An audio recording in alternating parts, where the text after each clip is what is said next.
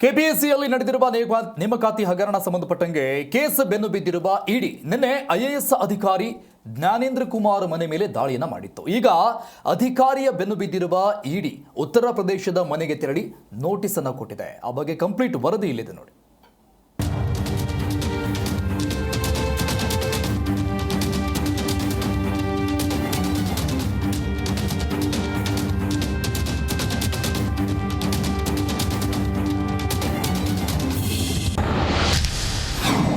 ಉತ್ತರ ಪ್ರದೇಶದ ಜ್ಞಾನೇಂದ್ರ ನಿವಾಸದ ಮೇಲೆ ಇಡಿ ದಾಳಿ.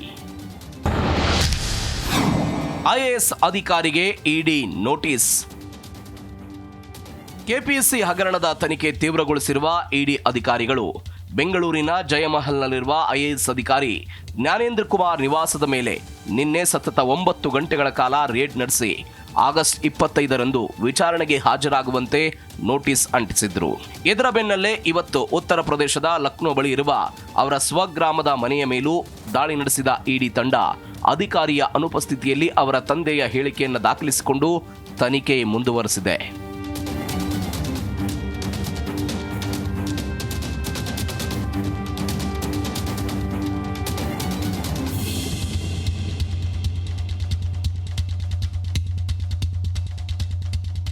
ಮನೆಯಲ್ಲಿ ಯಾವುದೇ ದೊಡ್ಡ ಮಟ್ಟದ ನಗದು ಅಥವಾ ದಾಖಲೆಗಳು ಪತ್ತೆಯಾಗದ ಕಾರಣ ಜ್ಞಾನೇಂದ್ರ ಕುಮಾರ್ ಅವರ ನಿವಾಸದ ಮೇಲೆ ದಾಳಿ ಅಲ್ಪಾವಧಿಯಲ್ಲಿ ಮುಕ್ತಾಯಗೊಂಡಿದ್ದು ಅವರು ಎಲ್ಲವನ್ನ ಮುಂಚಿತವಾಗಿ ಸ್ಥಳಾಂತರಿಸಿದ್ದಾರೆ ಅನ್ನೋ ಆರೋಪ ಕೇಳಿಬಂದಿದೆ.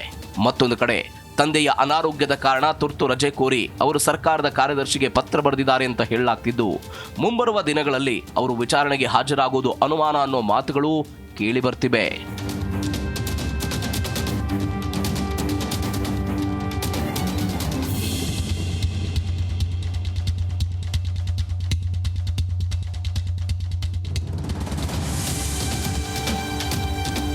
ಕೆಪಿಎಸ್ಸಿ ನೇಮಕಾತಿ ಮತ್ತು ಪರೀಕ್ಷಾ ಹಗರಣದ ತನಿಖೆ ಎದುರಿಸ್ತಾ ಇರುವ ಐಎಎಸ್ ಅಧಿಕಾರಿ ಜ್ಞಾನೇಂದ್ರ ಕುಮಾರ್ ಯಾವುದೇ ಪೂರ್ವಾನುಮತಿ ಪಡೆಯದೆ ಹಾಗೂ ಸಕಾರಣ ನೀಡದೆ ಸೋಮವಾರದಿಂದ ಕರ್ತವ್ಯಕ್ಕೆ ಗೈರು ಹಾಜರಾಗಿ ಮೊಬೈಲ್ ಸ್ವಿಚ್ ಆಫ್ ಮಾಡಿಕೊಂಡಿರುವ ಹಿನ್ನೆಲೆ ಎಂಎಸ್ಎಂಇ ಇಲಾಖೆಯ ಕಾರ್ಯದರ್ಶಿಯು ಅವರಿಗೆ ಶೋಕಾಸ್ ನೋಟಿಸ್ ಜಾರಿಗೊಳಿಸಿದ್ದು ಈ ಬೆಳವಣಿಗೆಯು ಪ್ರಕರಣದಲ್ಲಿ ಅವರ ಮೇಲಿನ ಅನುಮಾನವನ್ನ ಮತ್ತಷ್ಟು ಹೆಚ್ಚಳ ಮಾಡಿದೆ.